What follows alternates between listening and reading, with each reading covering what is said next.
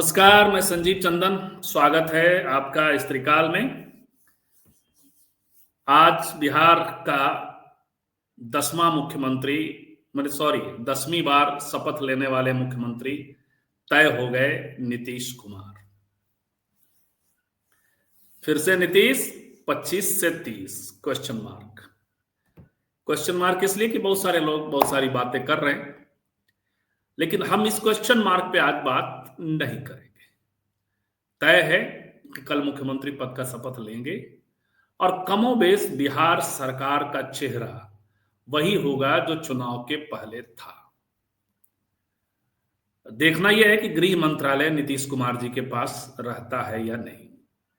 यदि गृह मंत्रालय नीतीश कुमार जी अपने पास रखते हैं तो जो लोग बिहार की राजनीति में अभी भी सनसनी खोज रहे हैं, उनके लिए वह सूचना मुफीद नहीं होगी कि उनकी थ्योरी को वो सूट करे। जब गृह मंत्रालय भी नीतीश जी के पास होगा तो कायदे से ये कि नीतीश जी पूरी ताकत के साथ बिहार के मुख्यमंत्री फिलहाल तो बने रहेंगे। चेहरा वही होगा, मंत्रालय सब वही होंगे। मैं कई बार सोचता हूं कि बाबू लोगों को भी बड़ा लगता होगा कि कोई तो नया आता, कुछ तो नया, नई हवा होती, नया चाल होता, नई चाल होती, नया चलन होता। लेकिन ये सब कुछ नहीं होगा, सिर्फ और सिर्फ नीतीश कुमार होंगे। हम अगले अपने पैनलिस्टों के साथ डिस्कस करेंगे आधे घंटे, 40 मिनट, 45 मिनट, 1 घंटे तक, कि नीतीश कुमार 20 सालों से बिहार के त्रिशंकु राजनीति की अनिवार्यता कैसे बने हुए हैं, और यदि वो अनिवार्यता बने हैं, कई बार होता है संयोगों का अपना गणित होता है, तो वो संयोग तो इसमें दिखाई पड़ते हैं। संयोग के साथ साथ नीतीश कुमार क्या मजबूरी भी है बिहार की राजनीति जो मध्यम मार्ग की तलाश करने लगी थी 2000 के बाद से, क्या उसकी मजबूरी बने हैं? इस पर हम लोग बातचीत करेंगे, जानने समझने की कोशिश करेंगे। बहुत सारे बदलाव हैं और बहुत सारे एंटी इनकम्बेंसी के खाते हैं। जब आप 20 साल तक शासन करेंगे तो हमारे पास भी गिनाने के लिए उनके लिए बहुत सारे एंटी इनकम्बेंसी की चीजें हैं और हम लोग गिनाते ही रहे हैं। लेकिन जब आप बिहार की राजनीति में हैं तो अस्थाई बदलाव के क्या आपने फैसले लिए और उस पर क्या उसका असर पड़ा, ये बेहद महत्वपूर्ण होता है। अक्सर हम लोग नीतीश जी को लालू प्रसाद जी की बाइनरी में देखने की कोशिश करते हैं। मैं इसके पक्ष में नहीं हूं, कभी नहीं रहा। नीतीश कुमार को लालू जी के एक्सटेंशन के तौर पे देखा जाना चाहिए। नीतीश कुमार और लालू प्रसाद एक दूसरे के पूरक हैं। इस तरह से यदि आप 20 साल को पीछे खींच कर ले जाएंगे तो वो 35 साल की तरफ भी जाएगा कि लालू प्रसाद और नीतीश कुमार, ये दो भाई बिहार का चेहरा बने हुए हैं और बिहार के अस्थाई भाव हैं, पक्ष और विपक्ष को मिलाकर के। नीतीश कुमार कभी ऐसे नहीं थे, लंबा संघर्ष उन्हें भी करना पड़ा है। 10 सालों का संघर्ष करने के बाद बिहार में वो मुख्यमंत्री बने थे। फरवरी 2005 का जो चुनाव परिणाम आया था, उस वक्त तो ऐसा लगा था कि इस बार भी चूक गए। लेकिन संयोग ये हुआ कि रामविलास पासवान जी को 29 सीटें मिली थी और उन्होंने कहना शुरू किया कि सरकार की चाबी हमारे हाथ में है, जिसके कारण सरकार नहीं बन पाई। राष्ट्रपति शासन लागू हुआ और अक्टूबर वाले चुनाव में 88 सीटों के साथ नीतीश कुमार बिहार की कुंडली में प्रवेश करते हैं। कुंडली कोट एंड कोट, उसके पहले वो ऐसी स्थिति नहीं थी। उनकी कुंडली में जब रामविलास पासवान आए तो नीतीश कुमार बिहार की कुंडली में प्रवेश करते हैं, और तब भी वो संयोगों अवसरों का ही मामला था। लेकिन जब वहां के उसके बाद 2010 का चुनाव आया तो नीतीश कुमार ने खुद को प्रूव किया और लालू प्रसाद जी की तरह ही नेता के रूप में उभरे। जब 1995 में लालू प्रसाद जी ने अपने बल पर बहुमत बनाया था, नीतीश कुमार थोड़ा सा चूक गए। मैंने कहा कि बिहार की राजनीति 90 के दशक से ही त्रिशंकु राजनीति है। तो लालू जी ने भी समर्थन से सरकार बनाई थी। 1995 में वो थोड़ा बदला। तो ये इस बीच में एक नीतीश कुमार जब बिहार की कुंडली में प्रवेश करते हैं तो लोजपा, रामविलास पासवान जी की पार्टी भी अस्थाई भाव में उनकी कुंडली में प्रवेश कर जाता है। और 2020 में चिराग पासवान तब रामविलास जी जीवित थे। चिराग पासवान ने उन्हें फिर से डाउनसाइज कर दिया था और वो उनकी सीटें आज 85 सीटों से पुनर्वापसी हुई है, लेकिन 50 से नीचे चली गई थी। सब स्थितियों के बावजूद 2 बार नीतीश कुमार ने बड़े फैसले लिए। 2010 में नीतीश कुमार जब पूरी मेजॉरिटी से सामने आते हैं, तो लगभग मेजॉरिटी के पास, तो उन्होंने नरेंद्र मोदी नामक भारतीय राजनीति के ध्रुव तारा, उस वक्त के ध्रुव तारा, आप इसमें हमारी पक्षधरता मत देखिए, उनकी राजनीति के साथ मेरा कोई सरोकार नहीं है, लेकिन उस समय उनको खड़ा किया जाने लगा था। तब नीतीश कुमार ने टकराने की कोशिश की और लालू प्रसाद जी का उन्हें साथ मिला। आधा ग्लास खाली है, आधा ग्लास भरा है, यहीं पे समझने की जरूरत है। लालू प्रसाद की पार्टी उनके साथ आती है धीरे धीरे। 2015 में दोनों मिलकर चुनाव लड़ते हैं। तो जिन लालू प्रसाद जी की पार्टी राष्ट्रीय जनता दल को 2010 में 22 सीटों पर, आज जो सीटें मिली हैं उससे 3 सीट नीचे पहुंचा दिया था एनडीए ने, खासकर नीतीश कुमार ने, उन्हीं लालू प्रसाद जी की पार्टी राष्ट्रीय जनता दल की पुनर्वापसी हुई 2015 में। तो इसीलिए हमने कहा कि आधा ग्लास खाली, आधा ग्लास भरा।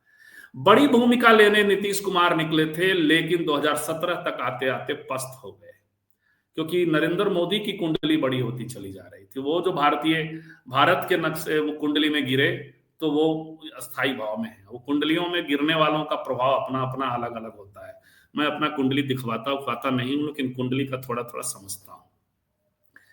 तो इसलिए फिर से 2022 में नीतीश कुमार को एक आत्मविश्वास बनता है और उन्हें लगता है कि इस कुंडली से नरेंद्र मोदी नामक तारे को वापस बाहर फेंका जा सकता है, और वो पूरी तैयारी करते हैं। पूरी तैयारी के साथ एक महागठबंधन बनाने की कोशिश होती है। उनके इच्छा के विपरीत उस गठबंधन का नाम इंडिया गठबंधन रखा गया। नीतीश जी इस तरह की सनसनी की राजनीति में यकीन नहीं करते। नीतीश जी इस तरह के रेटरिक की राजनीति में यकीन नहीं करते, नाराज हुए थे। लेकिन फिर धीरे धीरे ऐसी स्थिति बन गई कि उन्हें फिर से उनकी इस भूमिका के बाहर सीमित कर दिया गया। तब मेरा एक जुमला हुआ करता था कि नीतीश कुमार ने कुंडली में स्थायी भाव से अश्वत्थामा लिख लिया है, लेकिन मैं कोर्स करेक्शन की तरफ जाना चाहता हूं। बिहार की जनता ने बताया है, उन्हें एक और अवसर दिया है। 2 अवसर मिले 2024 के चुनाव में, जो उनका मरसिया लिख रहे थे, हम जैसे लोग भी लिखने लगे थे। नीतीश कुमार वापस होते हैं और उसके बाद 2025 की उनकी शानदार वापसी और 10वीं बार मुख्यमंत्री के रूप में पदभार ग्रहण करने जा रहे हैं। हम बात करेंगे, मैं आजकल ये सोचने लगा हूं, in the praise of enemy, शत्रु की प्रशंसा में। शत्रु कई कारणों से मैं खुद भी समझता रहता था। 2010 में जब मैं बिहार में रिपोर्टिंग के लिए आया करता था महाराष्ट्र से, तब मुझे लगता था कि नीतीश कुमार नामक यह जो ग्रह है वो बिहार को ग्रस रहा है। मुझे पसंद नहीं थे नीतीश कुमार। एंटी इनकम्बेंसी का दिमाग पे, और थोड़ा युवा पत्रकार और भी जोश में होता है, तो मैंने बहुत सारी चीजें, जिसको कहते हैं कि जहां जहां इवन धरहरा गए बेटियों के लिए पेड़ लगाया। मैं धरहरा जाकर हमने सिद्ध किया कि वो बेटियों के लिए पेड़ लगाएंगे कैसे कैसे, जब भूमिहीनों के पास जमीन ही नहीं। इस तरह की रिपोर्टिंग भी हमने की, लेकिन भाव बदलता चला गया धीरे धीरे। इसीलिए मैं कह रहा हूं, in the praise of enemy, शत्रु की प्रशंसा में, क्योंकि राष्ट्रीय स्वयंसेवक संघ और भारतीय जनता पार्टी उनके कंधों पर फलती फूलती रही, बनी रही बिहार में। और हालांकि आधा ग्लास खाली है, आधा ग्लास भरा है। यहां भी लागू होता है। ऐसा भी कहा जा सकता है कि नीतीश कुमार ने, जो बाद में मैंने इसको ऐसे ही समझा है, बीजेपी और आरएसएस का की जो गति थी उसको थाम दी। फिर से मैं कह दूं, बड़ा भाई छोटा भाई दोनों ने मिलकर के। लालू प्रसाद और नीतीश कुमार को एक रेखा में देखा जाना चाहिए। नीतीश कुमार यदि 90 में मुख्यमंत्री होते तो मुझे लगता है कि फेल हो जाते, और लालू प्रसाद 2005 की अनिवार्यता नहीं रह गए थे। इसलिए बिहार की जनता ने नीतीश कुमार को चुना, मध्य मार्ग चुना। हमारे साथ हमारे अतिथि हैं, लगता है लंबा इंट्रो हो गया 10 मिनट का। हमारे साथी हैं विनय ठाकुर। विनय ठाकुर, आपका बहुत बहुत स्वागत है, वरिष्ठ पत्रकार। स्त्री काल के संपादकों में एक हमारे साथी हैं धनंजय कुमार, वरिष्ठ पत्रकार, द नागरिक के संपादक, और इनके कारण हमने 9 बजे का समय 8 बजे हम लोगों ने सोच समझ कर मिलजुल कर किया है, इसलिए 8 बजे हम यहाँ हैं, 9 बजे वहां दिखाई पड़ेंगे। हमारे साथ मनोरमा है, वरिष्ठ पत्रकार, इस समय का की होस्ट वही है, लेकिन आजकल यात्रा पे हैं, बिहार चुनाव कवर के लिए आई थी और धीरे धीरे बेंगलोर वापस जा रही है। फिलहाल हजारीबाग पहुंची हैं, रांची जाएंगी और वहां से उड़ेंगी बंगलोर। तो आपका भी सबका बहुत बहुत स्वागत है। शुरुआत करते हैं विनय सर से। सर, आपने हमारा इंट्रो सुन जी, अनम्यूट करिए।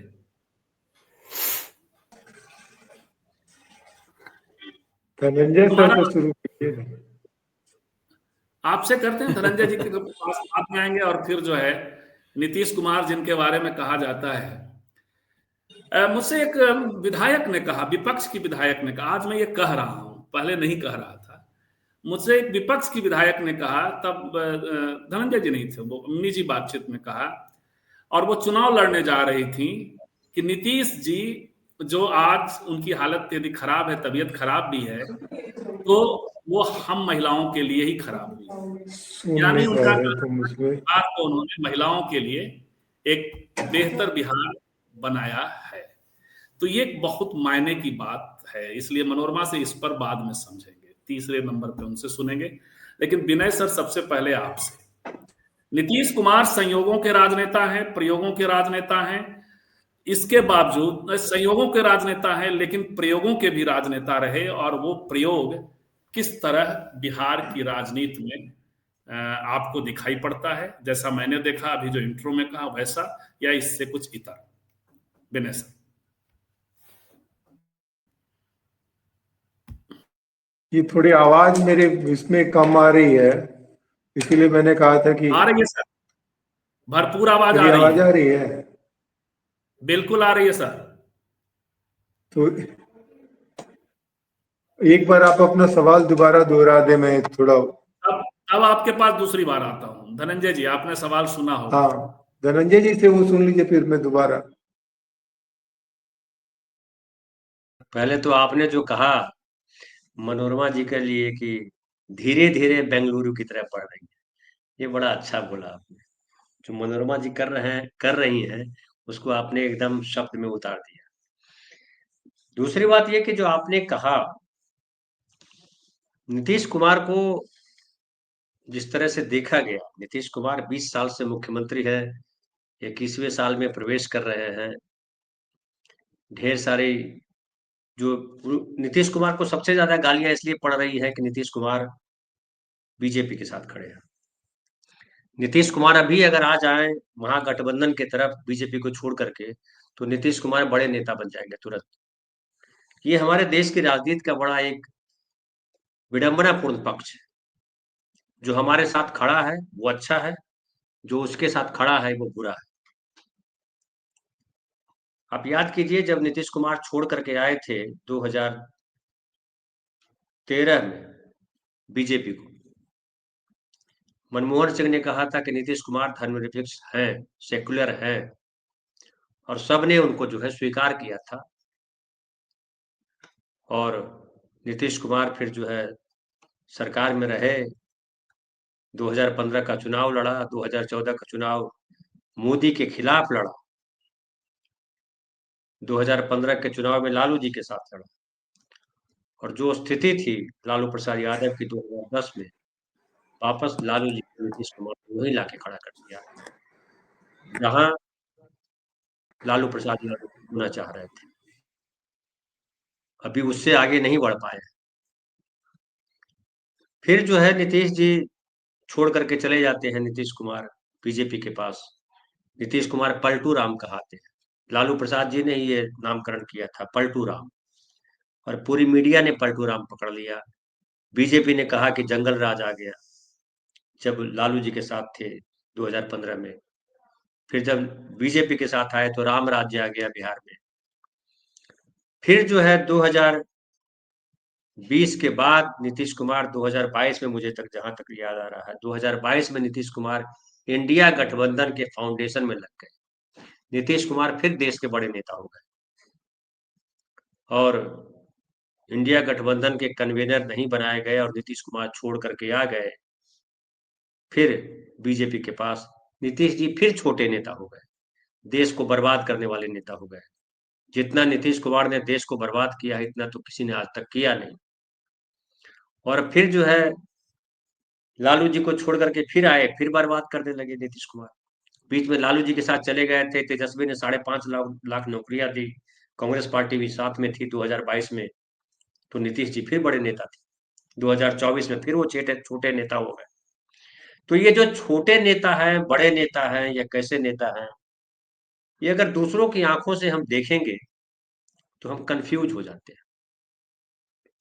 लेकिन हम जिस आंख से देख रहे हैं, हम जिस नीतीश कुमार को देख रहे हैं, जैसे लालू जी के बारे में आपने कहा कि लालू जी को लेकर के, लालू जी की तुलना में नहीं देखा जाना चाहिए नीतीश कुमार को, लालू जी का एक्सटेंशन के तौर पर नीतीश कुमार को देखा जाना चाहिए। नीतीश कुमार की सबसे ज्यादा चर्चा इस बात पर होती है कि लालू प्रसाद यादव की चर्चा सबसे ज्यादा इस बात पर होती है कि लालू प्रसाद यादव ने बीजेपी के साथ समझौता नहीं किया, सांप्रदायिक शक्तियों के साथ समझौता नहीं किया। लेकिन लोग ये कहते समय भूल जाते हैं कि जिस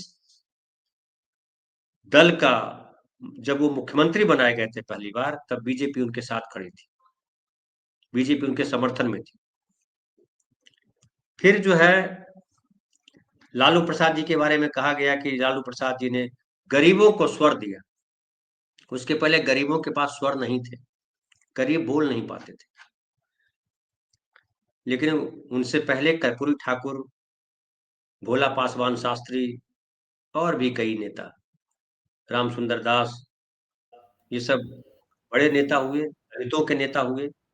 जगजीवन राम को हम छोड़ भी देते हैं, चूंकि गांधी जी के समय के थे वो। कई सारे नेता हुए कांग्रेस के रिजीम में भी। वो समावेशी राजनीति जिसको कहते हैं, नीतीश कुमार भी मानते हैं, बीजेपी भी गीत गा रही है समावेशी राजनीति। तो वो उस राजनीति में दलित भी थे।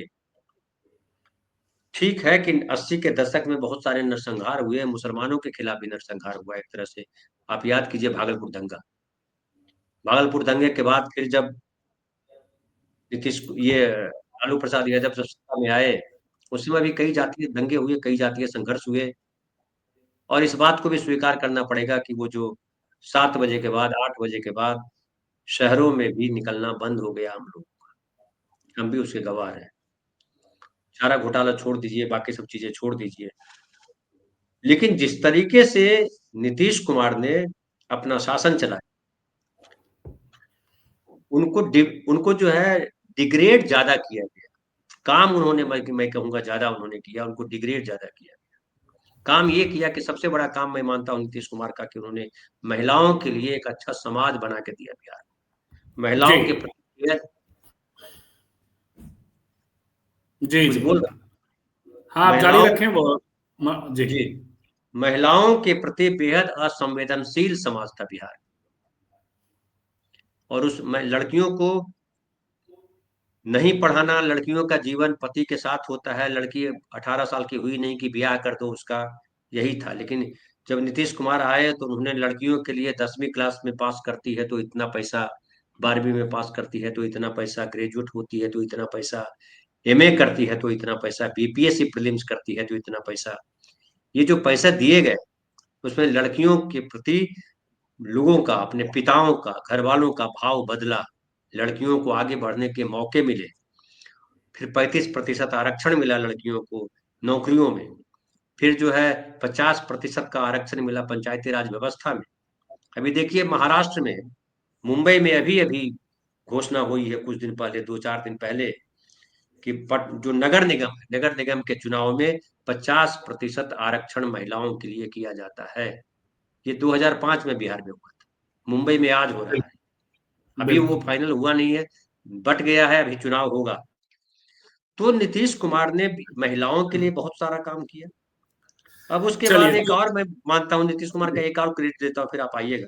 नीतीश कुमार को मैं समाप्त एक और करिए। क्रेडिट देता हूँ कि जी समावेशी राजनीति, जिसको किसी जाति विशेष का सत्ता में दबंगई नहीं चलने दी नीतीश कुमार। किसी जाति विशेष की सरकार नहीं रही 20 सालों से। कोई जाति नहीं कह सकता कि हमारी सरकार है, हम जो चाहे कर सकते।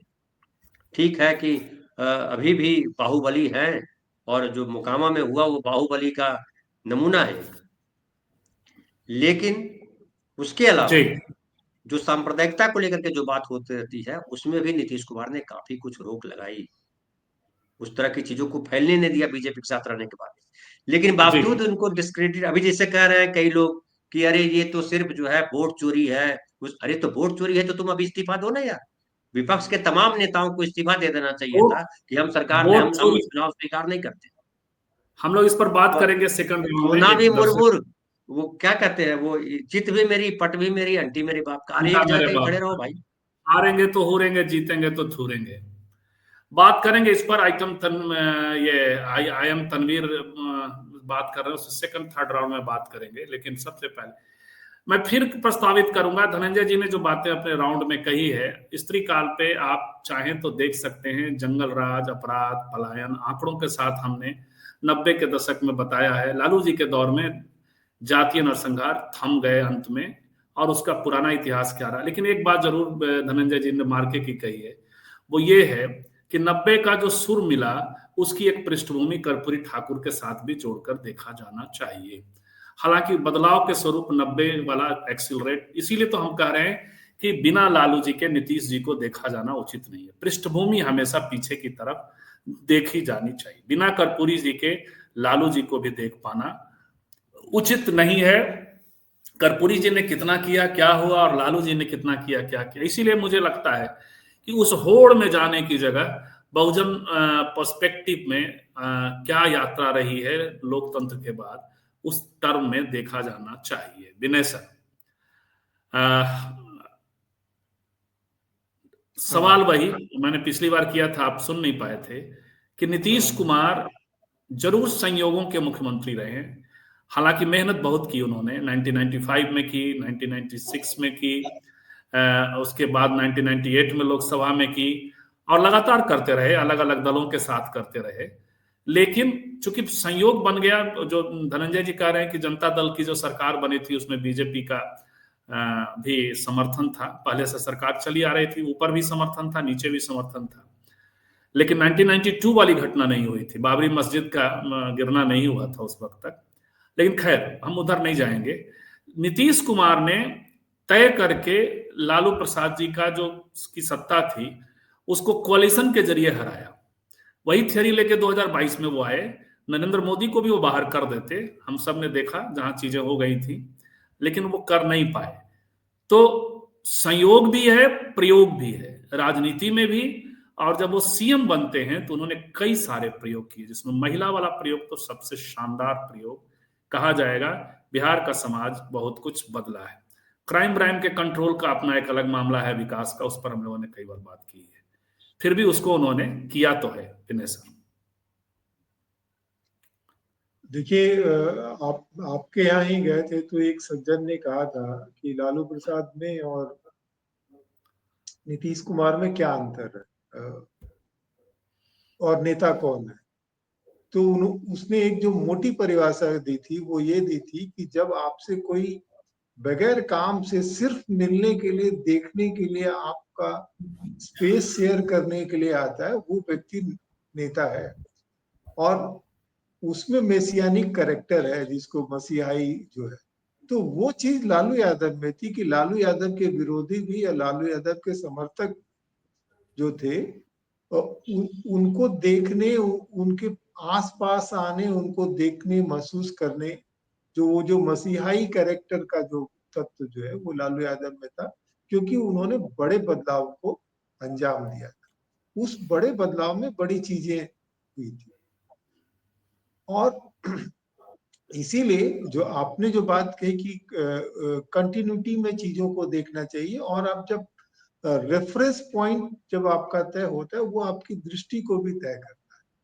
उस लालू जी के बरक्स जब नीतीश जी को देखते हैं तो नीतीश जी के अंदर जो है, या उनकी शैली जो है, वो मसीहाई नेतृत्व की नहीं है।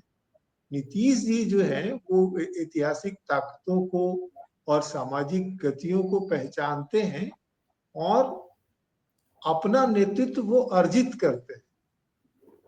क्योंकि उनके पास जो था, जो सामाजिक संख्या बल के हिसाब से वैसी ताकत उनके पीछे नहीं थी। जो वो लालू जी जिस जाति समूह से आते थे, उसमें जो है वो थोड़ी जो है उसको बोलते हैं कि बाहुबल और थोड़ा संख्या बल ये सब का उनके पास था, और वो जो स्थापित जो प्रभु वर्ग था उसके जिसको बोलते हैं पकड़ को, सत्ता पे पकड़ को वो चुनौती भी देते थे और तोड़ने में वो रहते थे। और इसीलिए जो उनके ऊपर जो जंगल राज का जो ठप्पा लगा वो इसलिए लगा कि उसके पहले तक उनको कोई तकलीफ नहीं थी, वो कोई पीड़ित पक्ष में नहीं थे। लालू जी के आने के बाद उसके पहले से वो चीजें चली आ रही थी, पर वो उसका जो श्रेय कह लीजिए या जो कुछ कह लीजिए उनके तक आकर के उन पे लगा। और इसीलिए जो समाज में स्थापित जो वर्चस्वशाली लोग थे, जिनकी विजिबिलिटी ज्यादा थी, जिनकी वॉइस ज्यादा थी, वो जब पीड़ित वर्ग में आए तो ये एक जो जंगल राज का नैरेटिव बना, जो हम लोग बात कर चुके हैं कि कई मायनों में जो है लालू जी ने अपने हिसाब से जो समाज में जो हिंसा की प्रवृत्ति थी और जो अस्थिरता थी, जो पावर स्ट्रक्चर जो अनसेटल्ड था, उनको अपने हिसाब से उन्होंने सेटल करने की, रोकने की, और जिसको एट्रिशन बोलते हैं, सोशल एट्रिशन को वो रोकने की कोशिश की थी। पर उसकी और उनकी शुरुआती यात्रा में नीतीश कुमार भी साथ हैं, बड़ी भूमिका है। ये दोनों 90 to 96 कम से कम साथ की यात्रा दिखाई पड़ती, 95 तक।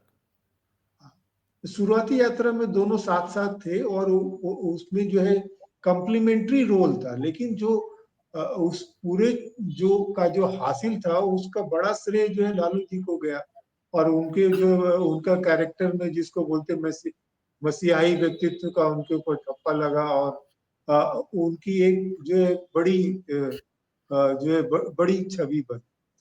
और जब गवर्नेंस वाला चीज हुआ, जो चीजें जिस हिसाब से नीतीश जी करना चाहते थे, फिर उनको बाहर आना पड़ा।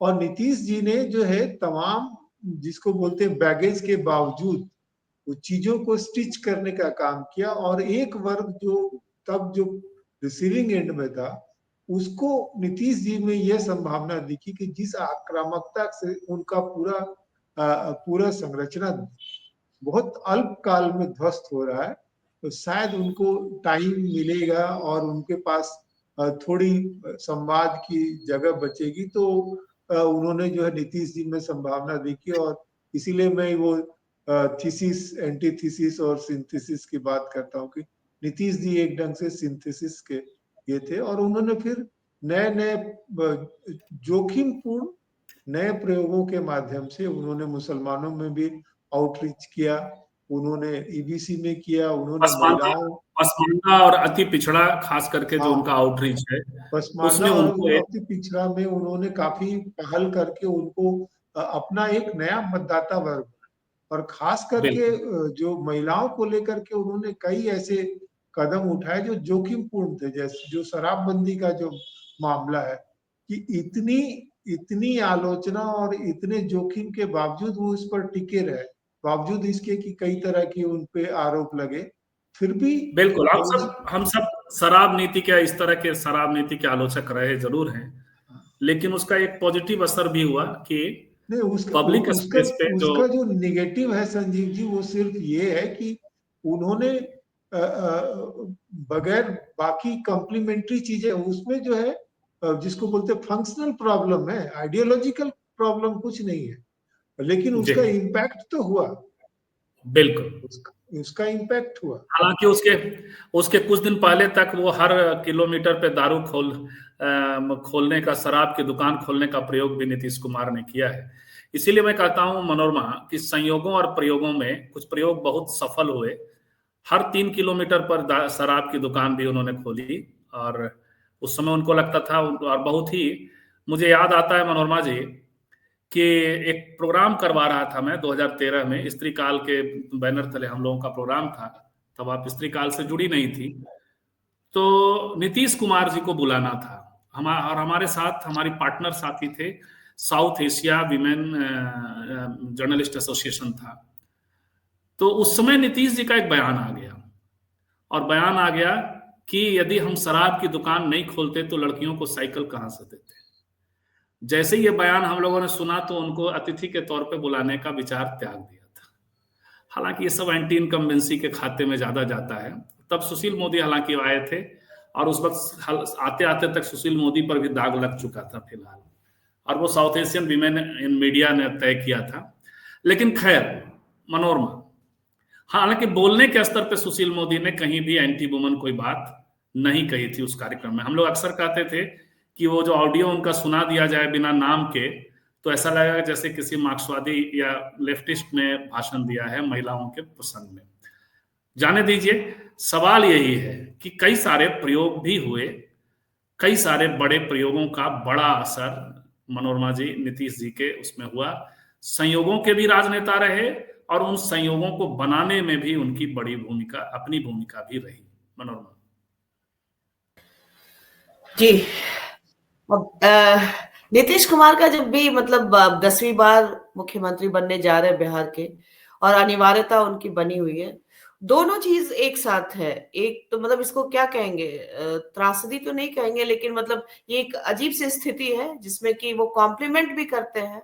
कंटिन्यूटी की बात जब हम कर रहे हैं, कर्पूरी ठाकुर का भी जैसे दिया उन्होंने कि जब लालू प्रसाद यादव के सामाजिक न्याय मनोरमा, और वो नीतीश जी जो है ओपन स्ट्रक्चर, तो जैसे हाँ केमिस्ट्री में ओपन स्ट्रक्चर में बहुत प्रोबेबिलिटी होती है, वैसे ही वो भी पॉलिटिकल ओपन स्ट्रक्चर। जी।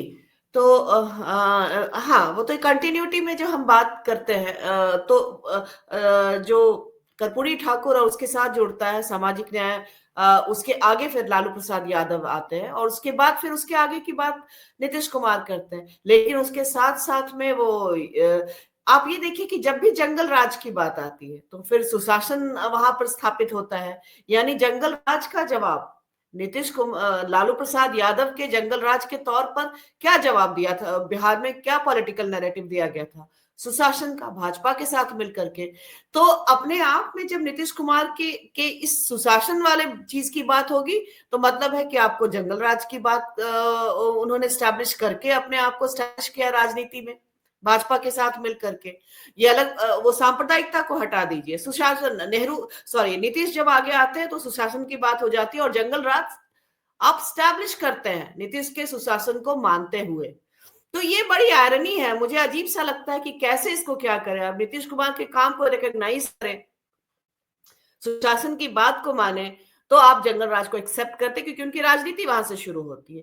तो ऐसा बड़ा घालमेल है। मतलब नीतीश कुमार के लिए भी बात की जाती है कि वो एक पिवट की तरह से, जैसे धुरी की तरह से हो गया, इधर उधर कहीं नहीं जाया जा रहा है, और एक धुरी की तरह से 20 साल से है, और अब अगली पारी शुरू करें। देखते हैं बिहार की जो जनता है अभी, जिसमें कि युवा लोग बहुत ज्यादा हैं, तो ये तमाम लोगों को वो किस तरह से अगले 5 साल में, अभी बात की जा रही है बहुत सारे कि राजनीतिक हित जो है भाजपा का, वो कब तक नीतीश कुमार को मुख्यमंत्री बनाए रखता है, कब तक, और उनके जो पॉलिटिकल उनके अपने जो एजेंडा है उसके उस पर वो कब तक नीतीश कुमार को मोहलत देता है, या नीतीश कुमार अपनी इसमें कैसी राजनीति, उनका स्वास्थ्य है, फिर उसके बाद जो पॉलिटिकल एस्पिरेशन है तमाम उनके साथ जुड़े हुए लोगों के, उसको साधना, और अब जो जिन्होंने इस तरह का मैंडेट उनको दिया है, उस जनता की उम्मीदें, बात रोड सड़क इन सब से आगे निकल करके पला। आप देखिए कि जब चुनाव जैसे ही खत्म हुआ तो बिहार से हर दिन 6 लाख लोग बाहर जा रहे थे।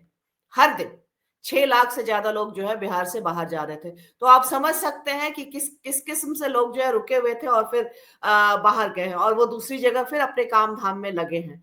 वो किस तरह से देख रहे हैं, उनके परिवार जो बच रहे हैं बिहार में, वो किस तरह से देख रहे हैं, ये सब आगे 5 साल में क्या करेंगे। तो नीतीश की राजनीति आने वाले समय में इन सब पे बहुत कुछ निर्भर करेगी। अब जहां तक बात है, मतलब उन्होंने ये ओबीसी ईबीसी इन दोनों को मिलकर के साधा है। एक अच्छी बात यह है कि नीतीश कुमार के होने से भाजपा अपने पूरी तरह जो है एजेंडे में जो है, जो भाजपा का अपना एजेंडा है उस पर काम करना भाजपा के लिए मुश्किल है। अभी भी नीतीश कुमार ये तो जरूर सुनिश्चित करते हैं, चाहे वो जिस साइड में रहे, इससे फर्क नहीं पड़ता है। भाजपा उनके साथ शासन चलाते हुए भी अपने एजेंडे पे बहुत खुल करके काम, तभी आप देख रहे हैं कि जब बात मुसलमानों के भी जेडीयू की तरफ वोट करने की और वो नीतीश को लेकर के एक उनकी जो लॉयल्टी है, लॉयल्टी नहीं भी कहे तो भी नीतीश को लेकर के उनके अंदर वो नहीं है, तो अछूतपना नहीं है, या नीतीश उनका एक विकल्प है। अगर वो आरजेडी के साथ होते या महागठबंधन के साथ होते तो वो वोट पूरी तरह से उनके साथ भी होता, यहाँ पे हो सकता, लेकिन पूरी तरह से बटा भी नहीं है कि मतलब सीधे उधर जाए, इनकी तरफ में भी है। तो ये तमाम चीजें हैं जो नीतीश कुमार की राजनीति को परिभाषित करती हैं। बाकी ग्राउंड पर और जो चीजें हैं, मुझे लगता है कि अगला 5 साल ये देखने वाला है। 20 साल तो खैर हो गया जो है, उन्होंने भाजपा के साथ भी मिलकर के चलाया, कुछ समय उनका आरजेडी के साथ भी रहा, लेकिन अगले 5 साल में ज्यादा महत्वपूर्ण होगा नीतीश कुमार अपनी विरासत किसको सौंपते हैं, 5 साल का जो एस्पिरेशन है कि जनता का, वो किस तरह से पूरा करते हैं। जो हो गया है, जिस तरह से उन्होंने किया, वो तमाम चीजें हैं बिहार में। अब आप उस पैरामीटर पर देखते सबकी निगाहें रहेगी, सबकी निगाहें रहेंगी कि उनका जो वादा, ये बात भी वादा है जी, हाँ, ये बात भी उतना ही सच है कि शिक्षा की हालत खराब है, बिल्डिंग है, टीचर नहीं है, क्वालिटी एजुकेशन नहीं है, सेशन लेट हो रहा है। तो हमने और सारे पैरामीटर पर भी चेक किया था चुनाव से पहले कि अगर साक्षरता है महिलाओं में तो वो भारत के तमाम राज्यों के मुकाबले में कम है। आप ग्रेजुएशन का जो परसेंटेज है आबादी का, वो कम है। ये कई सारे पैरामीटर है जो कि बिहार को पीछे करता है। तो ये एक दूसरा वो है लेंस है देखने का, जब आप वहां से देखते हैं तो एक तो अब बिल्कुल ये दोनों ही काल को देखने के लिए एक तो एंटी इनकम्बेंसी लेंस है और दूसरा डेवलपमेंट के जो आप बता रही हैं, तो एंटी इनकम्बेंसी के खाते में भी बहुत सारी बातें आती हैं, और जो आप बता रही हैं डेवलपमेंट लेंस, वो भी बेहद महत्वपूर्ण होगा। अगले 5 साल में वो क्या करने जा रहे हैं, बहुत बड़ा बजट भी ले लिया है। बिल्कुल, एक मूल्यांकन के लिए उनका समग्र मूल्यांकन अभी शेष है। 2 चीजें हैं धनंजय सर, और आप कुछ कहना चाह रही हो मनोरमा? नहीं तो मैं आगे बढ़ूं। नहीं, मैं बस कि वो रेजिलिएंट लीडर है नीतीश कुमार, आप मतलब कि, लेकिन कुछ चीजें मैंने कहा ना कि आयरनी है कि जब आप उनको स्वीकारते हैं तो आप बहुत सारा चीज जो है जो वो स्थापित करके आए हैं, जो जैसे मान लीजिए यादवों, अभी जैसे यादवों पे पूरा सवर्ण तबका आक्रामक हुआ है। हमने बात भी की कि इधर के यादव है तो संत है, उधर के हो गए तो लंट हो गए, इस तरह की बात। बिल्कुल, जब 16 यादवों को आप जिता के लाते हैं और यादवों पे हमलावर होते हैं। हालांकि इस मामले में तेजस्वी यादव की गलती ज्यादा बड़ी है, क्योंकि वो नैरेटिव में फंस गए और यादवों को ज्ञान देने लगे। कभी भी आपने नरेंद्र मोदी या किसी भी दूसरे दल के नेता को किसी भी जाति समूह को ज्ञान देते हुए नहीं देखा होगा। तो ये लेकिन आप नीतीश कुमार को कैसे लगे कि नीतीश कुमार ने अपनी राजनीति बिल्ड की ना इसको लेकर के, यादवों के प्रति एक जो उनका वोट बैंक ईबीसी वाला कैसे आया? ओबीसी नहीं, बोल कर नहीं, और ईबीसी में कुर्मी के भी खिलाफ जाएगा, माने कुर्मी कोयरी यादव, ये सब ओबीसी है। ईबीसी का मामला तो कर्पूरी ठाकुर के दौर से शुरू हुआ था। नीतीश जी ने कभी यादवों के खिलाफ वो बोला नहीं है, और विजेंद्र यादव उनके बहुत सीनियर मिनिस्टर हैं, नेता हैं, और बहुत पुराने ट्रस्टेड। नहीं, ग्राउंड पे हमने देखा ना उसको, अगर उन्होंने एनडीए या फिर जेडीयू की तरफ में उनका समर्थन बना है जो, तो उसमें एक विरोध यादव के प्रति उनका रहा है, मतलब जो एक अलग बात है। लेकिन मैं दूसरी बात कर रहा हूँ, समर्थन समूहों का विरोध में होना और नेता का होना, दोनों में फर्क है। यादवों को ज्ञान देने का काम यदि शीर्ष स्तर पे नीतीश जी, लालू जी ने कभी ज्ञान नहीं दिया, और हम लोगों ने कल परसों भी बात की थी कि लालू जी उसी दौर में लेकर के यादवों के बल पे भी सत्ता में आते हैं। तो ऐसा नहीं है, यादवों को ज्ञान देने की गलती तेजस्वी यादव ने की। लेकिन जो आप कह रही हैं वो बेहद महत्वपूर्ण है। इन दोनों लेंस को इनके पॉलिटिकल पोजीशन से करेंगे तो नीतीश भी रॉन्ग बॉक्स में चले जाएंगे। मुझे ये जरूर मतलब कि मेरे ऑब्जर्वेशन में ये चीज है कि अब जब नीतीश कुमार को मानते हैं तो उसमें स्टैब्लिश कर, जब ये सारी चीजें स्टैब्लिश होती है तो कुछ चीजें जो है अपने आप फिर आप उसको उस कंटिन्यूटी में मानते हैं। मैं उसी क्वेश्चन को सॉल्व करने की कोशिश कर रहा हूँ, अपने लिए, हम सब के लिए करना चाह रहा हूँ, तब हम सवाल लेंगे। रॉन्ग बॉक्स का मतलब क्या होता है? जैसे धनंजय जी ने भी अभी जो शुरुआत की थी बातचीत में, तो उनकी बातचीत से लालू प्रसाद यादव रॉन्ग बॉक्स में चले जाएंगे। और लालू जी की तरफ से बात करिएगा तो नीतीश जी रॉन्ग बॉक्स में चले जाएंगे। देखिए, पॉलिटिकल पार्टियां या पॉलिटिकल नेता एक दूसरे के खिलाफ आते हैं। लालू जी के खिलाफ नीतीश जी आए, तो नीतीश जी को सारी मजबूरियां हैं लालू जी के खिलाफ बोलने का और करने का, उसके बाद ही उनका वोटर वर्ग उनके साथ जुड़ेगा। जंगल राज की पूरी थ्योरी, अपर कास्ट थ्योरी आई, जिसको कुछ किसी ने लिखा है नीतीश जी ने किया, ऐसा नहीं है। जंगल राज की थ्योरी, अपर कास्ट की थ्योरी आई, जिसको आगे जज के द्वारा जो आया था उस पर भी हम लोगों ने बात की है, चारा घोटाला वाला। और आगे नीतीश जी की मजबूरी बन गई उसकी बात करना, वही उनकी पॉलिटिक्स बनी। आप 2005 के पहले था जी, वो जो बात करते हैं वो उसकी वजह बनी। और लालू प्रसाद जी की मजबूरी है नीतीश जी को, लालू जी के साथ एक कला है भाषा वाली, जिसके साथ जो बोल दिया, मौसम विज्ञानी बोल दिया इनको, रामविलास पासवान को, तो वो चल निकला, या पलटू राम बोल दिया नीतीश जी को तो चल निकला। लेकिन ये सारे बोले जाने को कैरी बहुजन जमात में ये दम नहीं है मनोरमा जी या धनंजय जी, कि वो किसी भी कहे गए या किसी भी थ्योरी को आज भी मजबूती से स्टैब्लिश करे। ये जो जमात थी जिन्होंने इन दोनों के खिलाफ जो माहौल बनाया है, बात कह देना अलग बात है, लेकिन मजबूती से स्टैब्लिश करने वाला जो थ्योरी वाला जो समूह है, वह समूह, क्योंकि बहुजन, कई बार हमें लगता है कि बहुजन जमात उसको उस तरह का भी खोज रहा है, दबाव उस तरह का बना नहीं पाया है, उतना स्टैब्लिश नैरेटिव रचना नहीं कर पाता है। तो इन दोनों ही नेताओं के खिलाफ जो नैरेटिव आगे बढ़ा, किसने पहली बार कहा उसको यदि छोड़ दिया जाए तो आगे बढ़ा, उसकी वजह गैर बहुजन जमात ज्यादा है। हम लोग इन दोनों नेताओं का, आज जो मैं बैठा हूं बात करने के लिए, वो बहुजन पर्सपेक्टिव से कोशिश कर रहा हूं ये समझने का कि ये नेता कर्पूरी ठाकुर के साथ भी चलिएगा तो एक स्पेस के नेता हैं। अनिवार्य रूप से उनकी पॉलिटिक्स एक दूसरे के खिलाफ रही है, इसमें कोई दो मत नहीं। लेकिन जो इन्होंने बड़े प्रयोग किए, वो कौन से बड़े प्रयोग बड़े अस्थायी तौर पे रहे, और जो उनका एंटी इनकम्बेंसी खाता है वो कितना ज्यादा असरकारी है या कितना फौरी है, इस पर हम आज बात कर रहे हैं। कुछ कमेंट्स हैं धनंजय जी, सबसे पहले आपसे ही लेना चाहूंगा। अजय मिश्रा जी कह रहे हैं कि 272 बीबीआई चिट्ठी पर राहुल जी के खिलाफ, कितना राहुल जी की बात की जाए धनंजय सर, थोड़ा विराम भी देना चाहिए।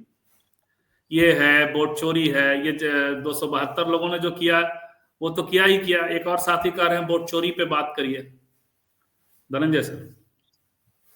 देखिए, हर चीज में बात कीजिए जो बात करने लायक है, लेकिन बात सही तरीके से कीजिए, बात तथ्य के साथ कीजिए। बात कहीं जाकर के वो सिरा जो है वो दूसरी तरफ जाता है, जहां वो सवाल उठा है उसका जवाब मिलता है। अगर वो नहीं होता है, खाली बीच में ऐसे ही चिल्ला दीजिए, तो उससे बात पूरी नहीं होती है। जैसे वोट चोरी की बात, बिहार की बात करूं, मैंने, जब आप याद रखिए करिए, हम लोग जब प्रोग्राम लगातार करते रहे, हम लोगों ने खूब कहा कि आप वोट चोरी जो कर रहे हैं, कि हर बूथ पर कितने नाम काटे जा रहे हैं, कितने जोड़े जा रहे हैं, इसका बारीक निरीक्षण आपको भी करना है। आप अपने कार्यकर्ताओं को लगाइए, आप कार्यकर्ताओं को खाली झंडा हिलाने के लिए मत बुलाइए। तेजस्वी ने अनाउंस भी किया कि हमारे कार्यकर्ता वहीं आए हमारे पास जिनके इलाके में हम हैं, बाकी अपने अपने गांव जाए, बूथ पर लोगों के नाम न कटे, इसका ध्यान रखें। किया, अभी अभी आ रहा है सोशल मीडिया पे, 125 विधानसभा सीटें जो है इस तरह से जीती गई, जितने नाम काटे गए उतने वोट से जीते। अरे तो 120-25 इतना पता था आपको, तो आपको उस समय करना था ना, यही तो करना था। आप काम काम क्या था? लंदन जाके प्रवचन दे तो बाद में भी दे सकते थे, कोप भवन में बाद में भी जाके बैठ सकते थे। अब पछताए होत क्या, जब चिड़िया चुग गई खेत।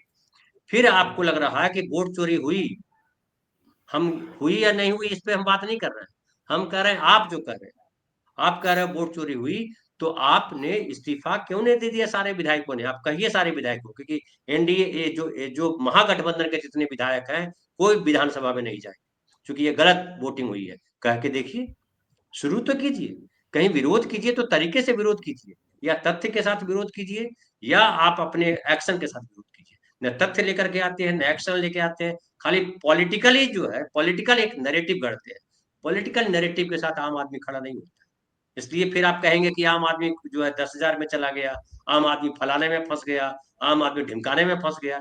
आम आदमी के साथ कन्विंसिंग बात तो कीजिए, नहीं की। अगर आज दूसरी बात, आप जो कह रहे थे कि तेजस्वी भी फंस गए अपने यादव को नसीहत देने में, मुझे लगता है नसीहत देने में नेताओं को नसीहत देनी चाहिए, नहीं देते हैं वो भी गड़बड़।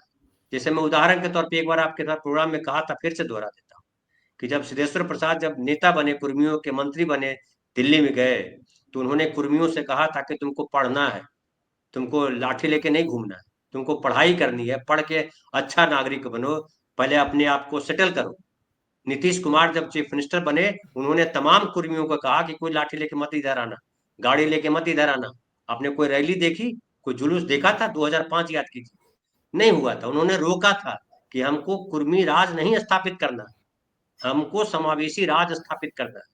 इसलिए कुर्मी जो है कहीं नहीं उस तरीके से कूद करके आए। एक अशोक महतो को लेकर के भी शायद आपको पता हो कि अशोक महतो को जब पकड़ा गया 2007 में, जब उसको सजा हुई, 2001 में कांड हुआ था, उसके पहले कांड हुआ था, नीतीश के पहले से कई सारे कांड हुए थे अशोक महतो के, लेकिन उसको भी दबोचा, कुर्मी के नाम पर रोका नहीं। और वो अशोक महतो की पत्नी अनीता देवी आज जो है महागठबंधन की, आरजेडी की विधायक बनी वारसलीगंज से। तो ये देखिए, जाति के साथ जब आप खेलते हैं, ये अभी एक साथी लिख रहे थे, एंटी यादव मूवमेंट शुरू किया नीतीश ने। अरे प्रो यादव मूवमेंट किसने शुरू किया, पहले ये तो पता करो। जब प्रो यादव करोगे तो एंटी यादव तो खड़ा हो जाएगा। एंटी यादव क्यों हो गया? कोई प्रो यादव होगा?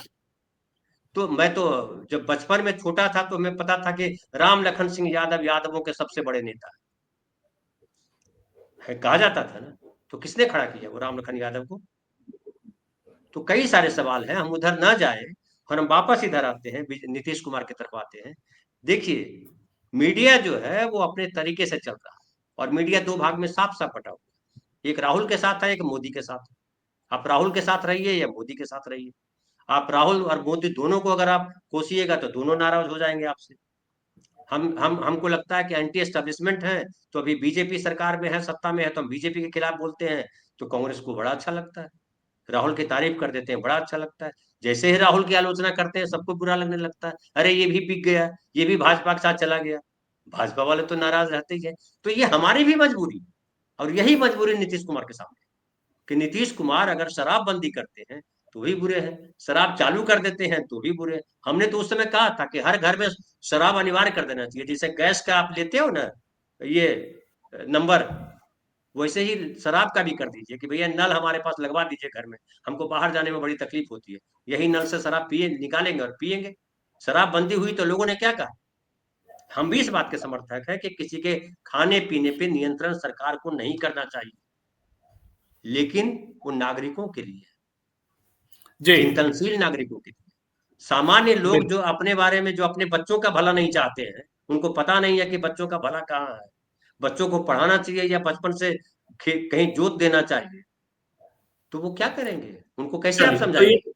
बिल्कुल, हमारे पास चूंकि आपकी वाली खिड़की पे भी चलना है, मैं यहाँ पे ऐड करूंगी। लेकिन देखिए, ये भी एक नैरेटिव का खेल है। आपको पता है बिहार में शराबबंदी है, लेकिन शराबबंदी नहीं है। लेकिन लोग जब जब इसकी बात करेंगे तो ये एक नीतीश कुमार की बड़ी उपलब्धि, प्रो इनकम्बेंसी, जो कि बहुत 50% से ज्यादा उनको वोट मिला है प्रो इनकम्बेंसी का, जो कि कहा कि नीतीश के विरोध की कोई लहर नहीं थी, और जब इतना वोट मिला तो अब प्रो इनकम्बेंसी में इसको इंक्लूड किया जा रहा है। तो मुझे लगता है कि इस तरह से जो है एक नैरेटिव ये चल रहा है। आपको पता है बिहार में हर जगह शराब मिलता है। शराब का एक दूसरा जो है अर्थव्यवस्था पैरेलल में खड़ा है, जो बहुत बड़ा है। और बाप शराब नहीं पी रहा है, बेटा जो है शराब का स्मगलिंग करके घर में पैसा ला रहा है। ये दोनों एक साथ चीजें चल रही है। लेकिन एक चीज और साथ साथ हुआ मनोरमा, लेकिन पब्लिक स्पेस पे शराब पीने का जो मामला है वो बहुत हद तक थम गया है। बहुत हद तक आप घूमते फिरते, आप चलते हुए आप देखिएगा कि ये भाई, हम अपने गांव जाते थे उस वक्त, जब आपने कहा ना कि शराब 3 किलोमीटर में लगा दिया था, हम अपने गांव जाते थे, हमारी एक गली पूरी शराबियों की गली थी। उसमें मेडिकल शॉप भी था, उसमें हम लोग भी जाते थे, उसमें महिलाएं भी जाती थी। लेकिन शराब पीने वाले 5 बजे से ही झूमने लगते थे। शराब पीने वाले 5 बजे से ही गालियां देना शुरू कर देते थे। लेकिन जब शराबबंदी लागू हुई तो गालियों का दौर थमा। बिल्कुल, लेकिन हम लोग एक दूसरे डिबेट में फंस जाएंगे मनोरमा। आते हैं, सॉरी धनंजय जी, हम आते हैं। बस मैं यही कह रही हूँ कि ये एक अलग है। अब आप उपलब्धि की तरह से जब ग्राउंड पे आप चेक करते तो उसका एक दूसरा पहलू भी आपको नजर आता है कि जैसे बातें की जा रही है, आपने किया भी था, महिलाओं के प्रति अपराध बढ़ा। ये जो थ्योरी है कि ना पीने के बाद जो है लोग अपराध नहीं करते बल्कि बढ़ा है, वो आपका एक शो हुआ था जिसमें हम भी शामिल थे, तो ये है, सही कहा रही। लेकिन वो उसमें देखिए शराब वाली बात, नशा शराब में होता तो नाचती बोतल बहुत पहले ज्ञानी लोग गा के चले गए हैं धनंजय जी के बॉलीवुड से। मसला उसका अलग है, इसलिए हम लोग अलग से कभी और बात करेंगे। लेकिन फिर से मैं युद्धवीर सिंह जी दोहरा दूं कि यादवों एमवाई के खिलाफ पॉलिटिक्स करना ये दूसरी बात होता है, और यादवों से नफरत करना ये दूसरी बात होती है। ये जो नैरेटिव है वो नैरेटिव चलाई है आरएसएस के लोगों ने चलाया है। उनका आखिरी एजेंडा ये है कि पहले विलेनाइज करो फिर अपना लो।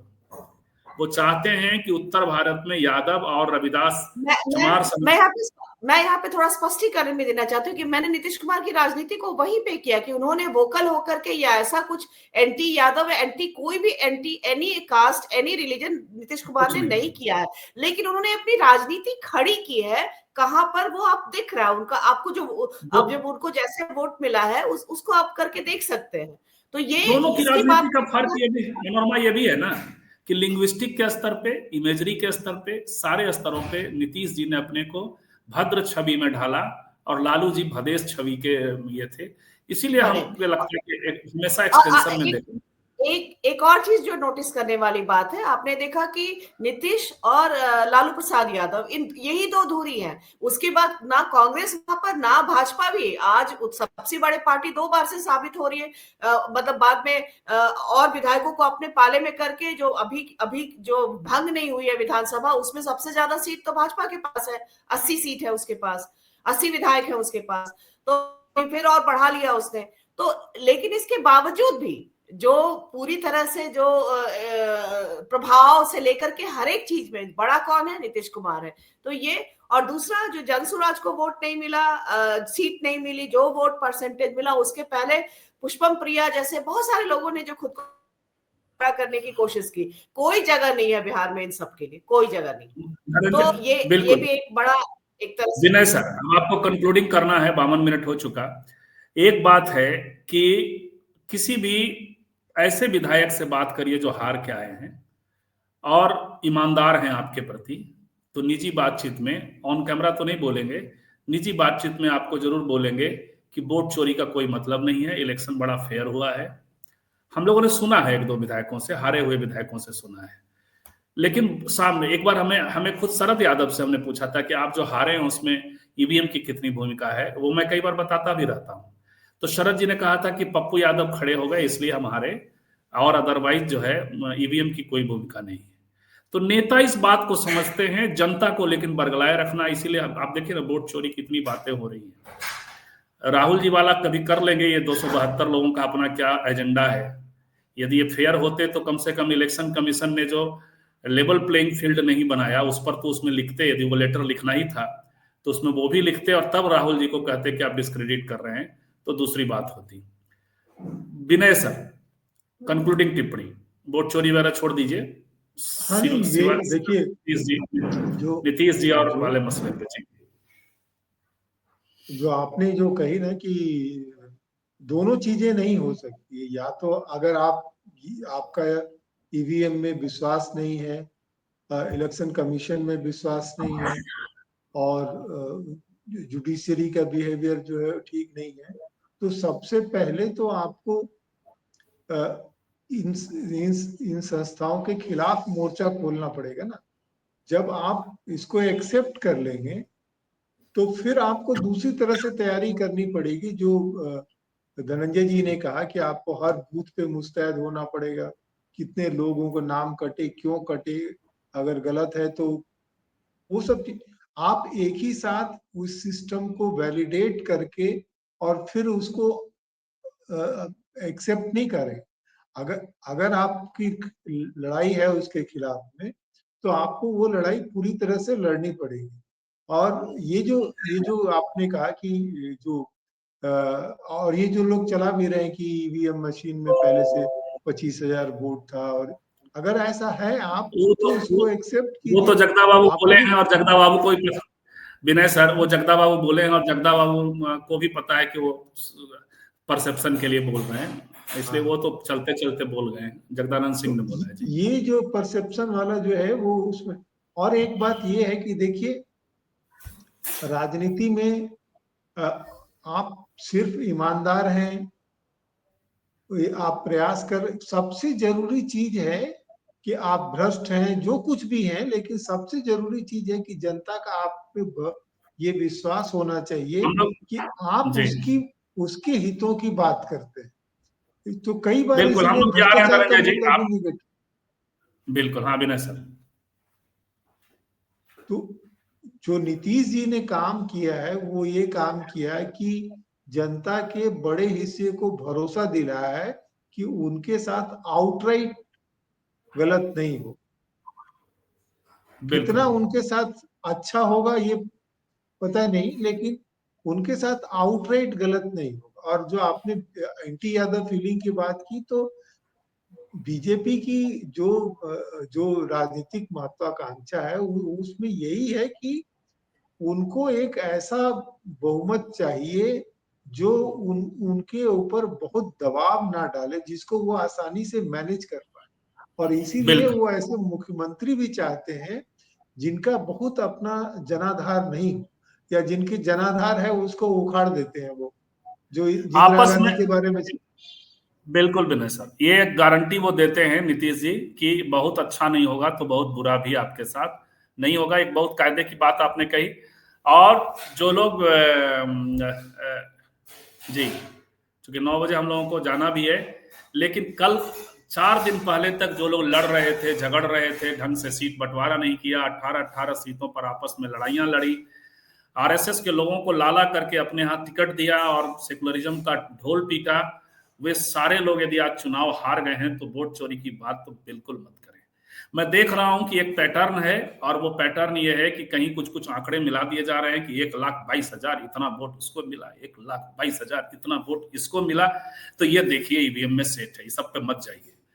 3,000 4,000 वोट कहीं बूथ पे किसी विधानसभा में कटा है तो भाई उतना ही कटेगा। जब 65 लाख कटा है तो कटने का सिस्टम तो वही होगा। और वो यदि है तो आप पहले ये सिद्ध करना पड़ेगा। मैं एक और लॉजिक दे रहा हूं, जरा समझिए, नेताओं के भ्रम में मत जाइए, नेताओं को बाध्य करिए कि सही पॉलिटिक्स पर आइए। 3,000 वोट यदि कटे हैं तो वो राजद के ही मैं यहाँ कटेंगे पे या थोड़ा सा कांग्रेस बस के ही। यहाँ पे ऐड करूंगी संजीव जी, विपक्ष की जिम्मेदारी है कि जो लेवल प्लेइंग फील्ड की बात होती है, चुनाव आयोग की भूमिका, इन सब को लेकर के बहुत तेज मूवमेंट होना चाहिए। और बाकी जो है उनको अगर सिर्फ वो वोट चोरी को लेकर, तो मतलब 2047 तक की जो बात भाजपा करती है वो ये सच कर देंगे। अगर ये नहीं लौटते, बंगाल सामने है, बंगाल से जवाब देना स्टार्ट करें, उसके बाद फिर उत्तर प्रदेश बिल्कुल, का आपके यहाँ चुनाव है, 10,000, जवाब कई सारे हैं जो वो दे जब सकते जब संजीव आप जी 10,000 ये रुपए बिहार में देने देते हैं और दूसरी जगहों पे रोक देते हैं, बहुत सारी बातें हैं। हालांकि झारखंड में देने दिया उन्होंने, तो आपको संजीव लेवल जी, प्लेइंग जो फील्ड वाला एक। नेताओं को ये बात सुनिश्चित करना चाहिए कि उनकी बात की अनुगूंज जो है जनता में हो। अगर लग रहा है कि सीधा सीधा वो वोट डकैती हुआ है, तो ये बात जनता को समझा पाने में उनको समर्थ होना चाहिए, ताकि जनता चलिए, तो को मैं लगे कंक्लूड कि कर रहा हूँ हमारी विनय सर। लड़ाई। अब वो बिल्कुल विनय सर, लेकिन वो समझाएंगे कैसे? लेवल प्लेइंग फील्ड को समझाना ज्यादा आसान है, यानी यहाँ गड़बड़ कर रहा है, वहां गड़बड़ कर रहा है, यहाँ पक्षपात है, वहां पक्षपात है। लेकिन इसे समझा पाना इसलिए आसान नहीं है कि 4 लाख 5 लाख लोग एक इलेक्शन की प्रक्रिया में जुड़े होते हैं, और वो सब लोग देखते हैं कि चुनाव पारदर्शी तरीके से हो रहा है। पारदर्शी इन द सेंस प्रक्रिया, वोटिंग प्रक्रिया। मैं उसके पहले की चीजें नहीं कह रहा हूं। और उसमें हारा हुआ विधायक भी इस तरह की तस्दीक करते हो, नेता भी तस्दीक करते हो, तो समझना पड़ेगा कि आप जो कह रहे हैं वो सिर्फ आपके समर्थकों या आपके भक्तों के लिए हो सकता है। यदि लड़ना है तो इलेक्शन कमीशन को राइट तरीके से कि कहां गड़बड़ियां कर रहा है वहां आप बताइए, घाल मेल मत करिए। बाकी रही 272 लोगों की चिट्ठी का, तो कभी इधर की चिट्ठी कभी उधर की चिट्ठी, ये जो चिट्ठियां आती हैं उसको बहुत ही सापेक्ष तरीके से देखे जाने की जरूरत है। यदि ये 272 लोगों ने जो आज राहुल जी के खिलाफ चिट्ठी जारी की है, उसमें उन्होंने ये सारी बातें भी यदि रखी होती 10,000 रुपए दिए जाने को लेकर के आचार संहिता के दौरान भी, तो बात हो सकती थी, बात उनकी बात में ईमानदारी हो सकती थी। लेकिन जो आज की चिट्ठी है वो सिर्फ राहुल जी को घेरने के लिए। घेरना तो हम सब भी चाहते हैं राहुल गांधी को, लेकिन हम लोग राहुल गांधी को घेरने में स्थिरता चाहते हैं कि वो थोड़ा स्थिर हो जाए, थोड़ा समझें कैसे उनके आरएसएस विरोधी बयानों के बावजूद किस प्रकार आरएसएस के लोगों को टिकट दिया जाता है, सोशल जस्टिस नहीं किया जाता है, कैसे अहमद पटेल की बेटी क्या बोल रही है। हर किसी को राहुल गांधी के खिलाफ बोलने वाले को संघी करार दिए जाने से बचना होगा, उनको घेर करके स्थिर बनाना होगा। स्थिर हो, थोड़ा सोचें, थोड़ा ठहरे, बुद्ध का मंत्र ग्रहण करें, फॉरेस्ट गंप होने से बचे। बहुत बहुत धन्यवाद। मिलते हैं फिर कल 8 बजे। मनोरमा जी मिले तो अच्छा है, नहीं तो हम मिलेंगे। नमस्कार।